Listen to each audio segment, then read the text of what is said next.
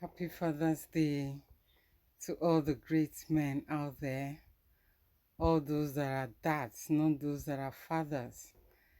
A lot of men are fathers, but few men are dads. What do I mean by that? A lot of people can father a child, but it takes more to be a dad.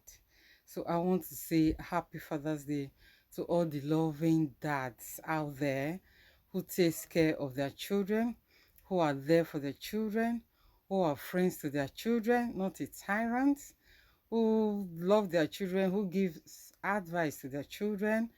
They're there for their children, they do everything for their children. God bless you all. Thank you for your good works, and I pray that you will eat the labor of your hands. You will reap the fruits that you have sowed. In Jesus' name I pray. Amen. Happy Father's Day. God bless you.